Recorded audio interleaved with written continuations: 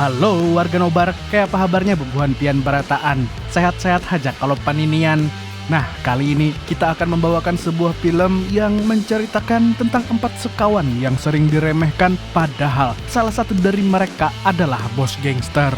Penasaran dengan kelanjutannya? So, tanpa berlama-lama lagi, siapkan mata, telinga, dan anu-anuan kalian semua. Mari kita nobar dan inilah Friend. Film dimulai dengan memperlihatkan Jung Suk kecil yang sedang makan siang. Di luar rumahnya, beberapa teman memanggilnya untuk diajak bermain. Akan tetapi ayah Jung Suk yang merupakan seorang bos gangster dengan tegas menyuruhnya untuk menyelesaikan makannya terlebih dahulu. Setelah makan, Jung Suk pun pergi bersama teman-temannya ke rumah Jung Ho untuk menonton semacam VCD milik ibu Jung Ho yang ternyata saat diputar isinya adegan plus-plus.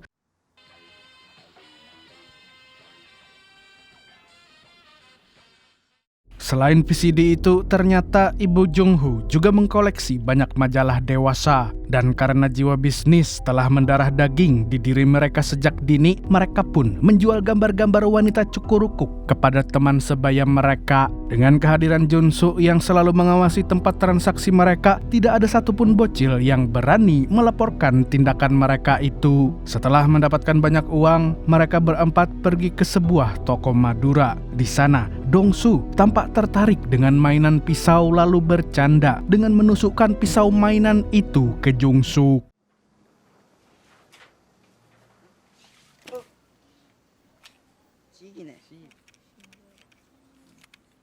Mereka berempat kemudian pergi ke pelabuhan dan tiba-tiba Jung Suk dipanggil oleh rekan ayahnya yang sesama gangster. 야가 크랭님 아들내미 준수 몇 학년이고 6학년입니다. 가자. Sampai sini dapat kita simpulkan bahwa Jung Suk sudah terbiasa berhubungan dengan dunia gangster sejak kecil. 5 tahun kemudian, 4 sekawan itu tumbuh menjadi anak SMA. Seperti ABG pada umumnya, mereka pun mulai merasakan yang namanya cinta monyet. Di sebuah acara ospek, mereka terpana ketika melihat penampilan seorang gadis bernama Icha yang menyanyi dengan sangat merdu. Sang Tae sampai ketagihan mendengarkan suara sang biduan bahkan saat belajar.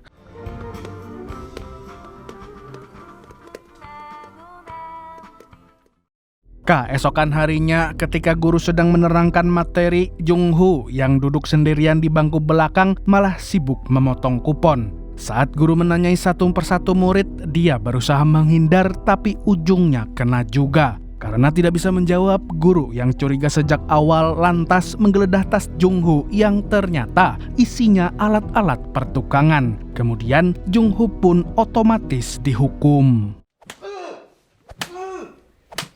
Karena itu, Jung Ho dan yang lainnya pun diinspeksi oleh guru BK yaitu Pak Samidi. Pak Samidi menginterogasi setiap anak dengan menanyakan pekerjaan orang tuanya hingga giliran Jung Suk yang ditanya. Jung Suk pun dengan jujur menjawab kalau ayahnya adalah seorang gangster. Tapi Pak Samidi malah tidak percaya dan merasa dipermainkan sehingga semakin kalap menghajar Jung Suk. Jelas Jung Suk tidak terima dan jiwa gangsternya terluka, lantas Jung Suk membela diri. Pak Samidi yang terkaget-kaget dengan reaksi Jung Suk pun menanyakan kebenaran informasi itu kepada murid lain. Dari situ Pak Samidi tahu bahwa Jung Suk adalah ketua gangster sekolah dengan Dong Su sebagai wakilnya. Saat pulang sekolah, Jung Ho menggunakan kupon gratisannya untuk naik bus. Dia lalu mengajak Sang Tae ikut ke rumah Jung Suk karena ada Icha juga yang akan datang. Mendengar itu, Sang Tae pun mempersiapkan penampilan terbaiknya untuk bertemu sang pujaan hati. Di rumah Jung Suk, semua orang terkejut melihat kedatangan Sang Tae karena biasanya anak itu menghindari kegiatan unfaedah selain belajar. Jung Suk pun mulai memperkenalkan setiap personil Rainbow Band kepada Sang Tae termasuk vokalisnya yakni Icha. Melihat kecanggungan temannya itu, Jung Suk pun mengajak Sang Tae untuk deep talk. Jung Suk berkata jujur bahwa dia sedikit sensitif karena Sang Tae memilih datang hanya karena perempuan dan bukan karena sohib masa kecilnya. Dari sini akhirnya Jun-suk mencomblangkan Sang Tae dengan Icha.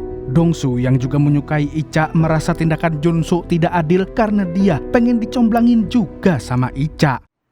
내는 네 시다발이가. Sementara di sisi lain, Icha yang tertarik dengan permainan gitarnya Sang Tae pun mulai menggodanya seperti cegil agresif. 우리 친구하자.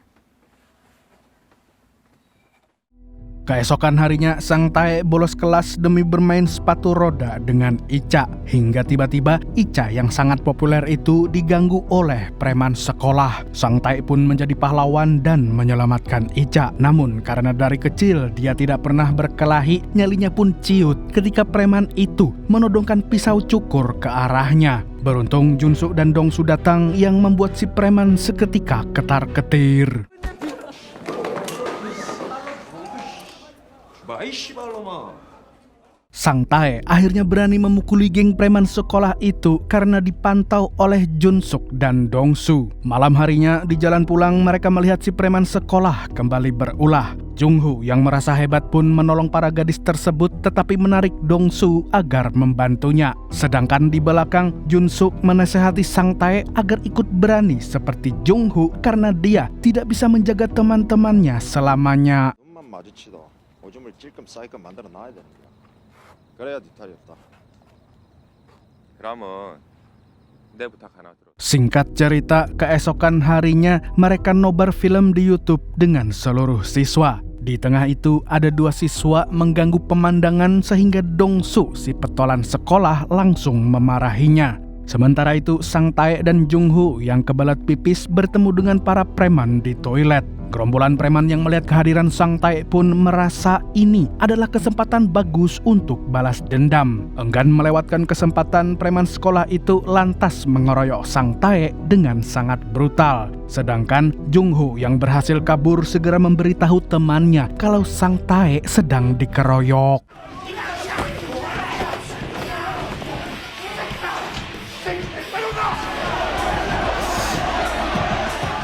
Ketika Jun-suk berhasil menyelamatkan Sang Tae yang sudah babak belur, tak disangka-sangka seluruh siswa menyerang geng Jun-suk karena muak dengan geng Jun-suk yang dianggap berkuasa di sekolah. Mereka memblokir jalan keluar dan menyerang keempat pemuda tersebut. Sementara Jung-ho melindungi Sang Tae, Jun-suk dan Dong-su berjuang melawan serangan para murid.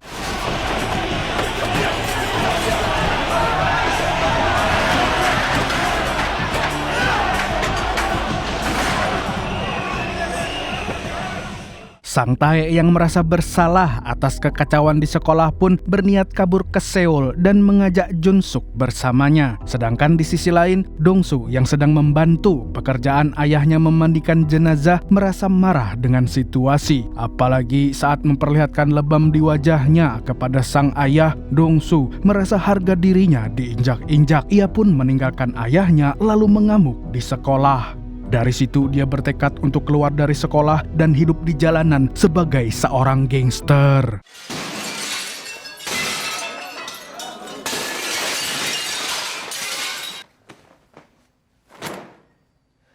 Sementara itu, Jun-suk yang kaget dengan sikap Sang Tae mulai menasehatinya perihal keinginan untuk ikut menjadi gangster seperti Dong-su. Jun-suk merasa Sang Tae yang sangat baik itu memiliki jalan yang lebih bersinar daripada hidup menjadi gangster sepertinya. 한 놈이라도 내를 패주기라도 했으면 나는 내 점수 살게. 3 tahun kemudian, Sang Tae dan Jung-ho kembali dari kuliah di Seoul langsung menemui Jun-suk. Namun, mereka dikagetkan oleh sosok yang membukakan pintu, yaitu Icha, yang ternyata sekarang menjadi istrinya Jun-suk. 저 여기 준석이 집 맞습니까? 오랜만이네. Saat bertemu, Jun-suk merasa lebih kaget lagi karena Jun-suk sekarang menjadi pecandu dan Icha sering menjadi pelampiasan emosi Jun-suk yang tidak stabil akibat pengaruh pil koplo. 생긴 대학생 친구들이 오니까 보지가 벌렁벌렁하나? 아니다 말지 마라. 쟤네 요즘 뭐가 불만이 많다. Mengetahui kondisi temannya yang sangat memprihatinkan, Sang Tae lalu ngobrol dengan Icha. Dari Icha lah Sang Tae mengetahui bahwa Junsu menjadi pecandu semenjak ibunya meninggal. Dia kemudian kembali ke rumah Junsu dengan membelikan Junsu sebuah minuman dan udut. Junsu pun mulai menceritakan kehidupan gangsternya bersama Dongsu kepada dua sahabatnya itu. Dan saking sayangnya Junsu dengan ibunya, Junsu bahkan meminta Sang Tae untuk menemaninya membeli kartu pos Natal untuk dikirimkan kepada almarhumah ibunya. Dengan tatapan penuh amarah dan penyesalan, Junsu juga menceritakan segala hal tentang mendiang ibunya kepada sahabatnya itu. 생각해봐도 니밖에 없다. 내 주위에 나머지는 다 Selang beberapa waktu setelah itu, tanpa sengaja Junsuk mendengar ayahnya menyerahkan kekuasaan gangsternya kepada anak buahnya. Selain itu, dia juga mendengar curhatan ayahnya yang merasa sangat kecewa kepada Junsu dan tidak merekomendasikan Junsu untuk bekerja sebagai gangster karena kecanduannya. Mengetahui hal itu, Junsu merasa sangat marah dan lari meninggalkan ayahnya. Sementara itu, Dongsu yang telah menghabiskan masa tahanannya akhirnya dibebaskan. Di sisi lain, kini Junsu menemui bos gangsternya yang bernama Kipli untuk memberitahu bahwa dia akan berhenti mengikutinya dan membuat gengnya sendiri. Lalu, Junsuk pun mendapat kenang-kenangan.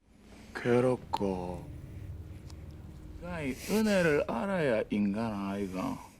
Ketika Junsu keluar, Dongsu justru masuk menjadi anak buah Kipli. Dongsu bahkan mendapat sambutan yang sangat meriah dari bosnya itu. Selang beberapa waktu kemudian, ayah Junsu meninggal dunia. Dongsu dan Junghu menghibur Junsu yang tampak sangat terpukul. Sedangkan Sang Tae hanya bisa menitipkan pesan bela sungkawa karena sedang wajib militer. Setelah itu, Junsu kemudian berbincang dengan Dongsu, satu-satunya sahabatnya yang hidup di dunia yang sama dengannya, yaitu dunia gangster. Setelah mengetahui Dongsu kini bekerja dengan Kipli, Junsuk pun menasehati dan mengatakan bahwa yang diikuti Dongsu bukanlah gangster, melainkan kriminal yang menargetkan anak seusia mereka untuk dirusak masa depannya. Namun karena sudah lelah dengan kondisi ekonominya, Dongsu yang telah mantap dengan pilihannya itu pun pergi meninggalkan Junsuk. Dan dari sinilah persahabatan mereka mulai retak. 아버지 형 잘해줘서 고맙다. 6 tahun kemudian, Sang Tae dihadang segerombolan mobil yang ternyata adalah Junsu dan anak buahnya. Sang Tae yang senang melihat sahabatnya itu telah sukses lantas mengikutinya pergi ke tempat makan. Di sini mereka bercengkerama dan saling menceritakan kabar masing-masing hingga kedua anak buah Junsu melirik Sang Tae seolah Sang Tae adalah ancaman. 나가. Setelah selesai makan, Junsuk kemudian mengantar Sang Tae pulang dan tetap membiarkan kedua anak buahnya tadi duduk di bagasi mobil.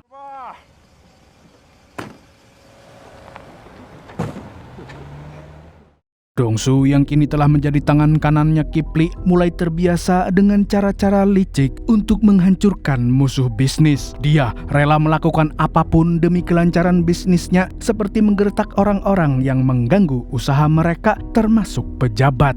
Kelicikan kelompok gangster Kipli pun mulai berdampak pada bisnis yang dipimpin oleh Junsu. Hal ini membuat Junsu mendapatkan banyak keluhan dari perusahaan-perusahaan yang bekerja sama dengannya.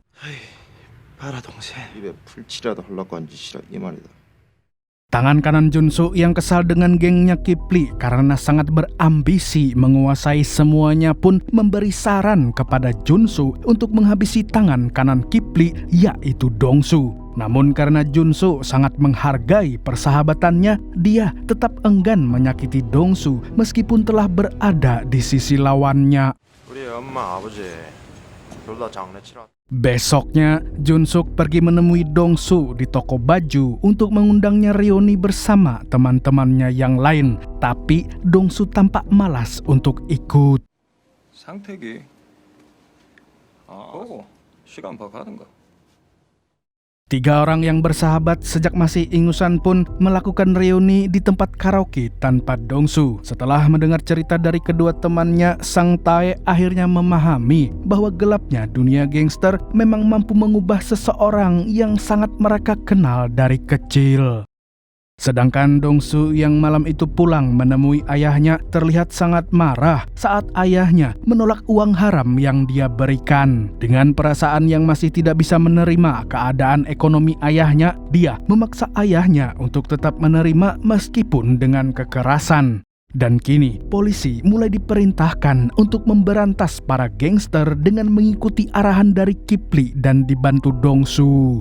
Dongsu yang mendapat laporan bahwa penyergapan berhasil kini tampak merenung sambil memandang laut. Dia teringat pertanyaan mereka saat kecil antara atlet renang dan penyu, siapa yang paling cepat berenang. Pertanyaan itu mengingatkannya akan Junsu yang dari kecil telah diberkahi privilege sebagai anak bos gangster. Sama persis dengan apa yang terjadi di Konoha, di mana anak pejabat dapat privilege sehingga dengan mudah duduk di bangku kekuasaan. Waduh.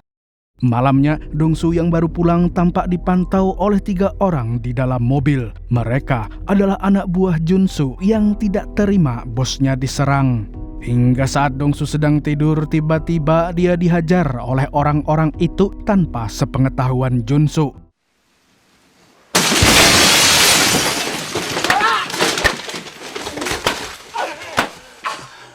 준수이가 시켰더나.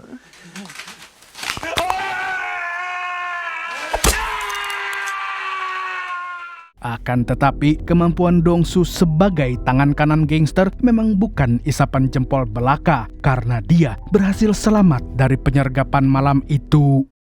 Keesokan harinya, ketika Junsu sedang melatih anak buah barunya di tempat lain, Dongsu dan anak buahnya menyerbu markas Junsu. Dengan penuh emosi karena penyergapan di rumahnya, dia menyuruh seluruh anak buahnya untuk menghabisi setiap orang yang berada di sana sambil mencari keberadaan Junsu. Dan tangan kanan Junsu pun tewas akibat penyerangan Dongsu tersebut.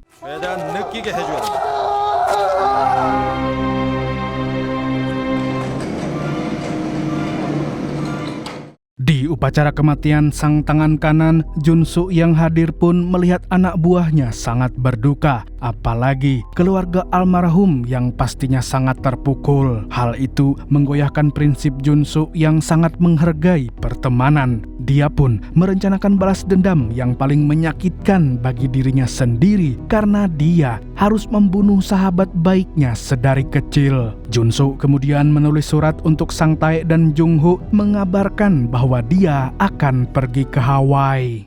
우리 아버지는 맨날 내보고 나도 당분간 어디로 여행을 다니고 생각이다.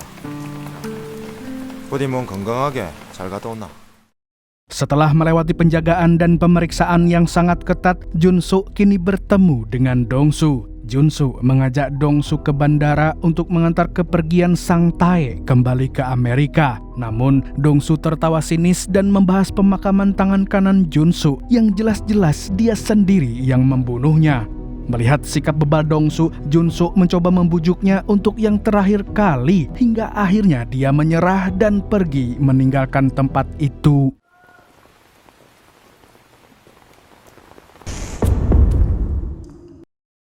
Setelah kepergian Junsu, Dongsu mulai mencoba berdamai dengan egonya dan memutuskan untuk ikut pergi ke bandara. Namun ketika hendak memasuki mobilnya, dia malah diserang oleh anak buahnya yang ternyata anak buah Junsu juga.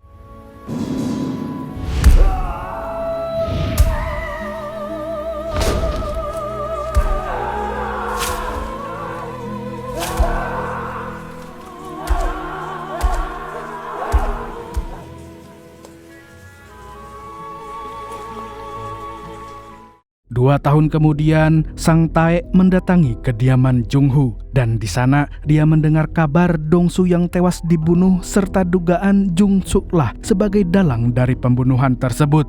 Dia semakin kaget ketika mendengar insiden itu bertepatan dengan saat dia pergi kembali ke Amerika. Cerita Jung-ho mengenai keanehan Jun-suk sebelum dan sesaat ditangkap pun memperkuat firasat mereka bahwa Jun-suk memang bersalah. Namun dalam hati kecil mereka berdua, mereka takut menerima kenyataan bahwa teman masa kecil mereka saling membunuh.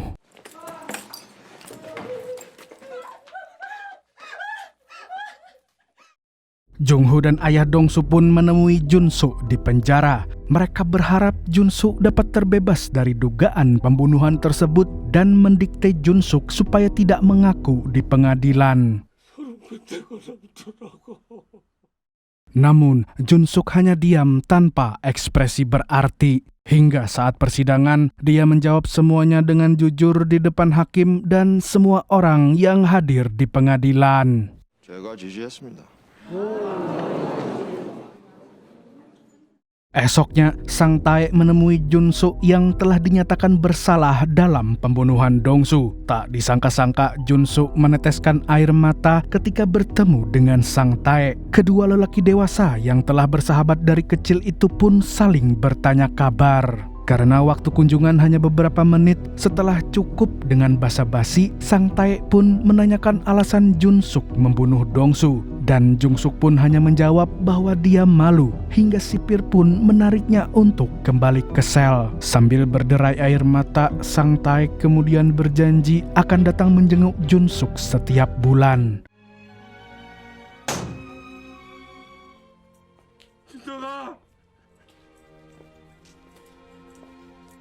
Dan film pun tamat penuh dengan penyesalan.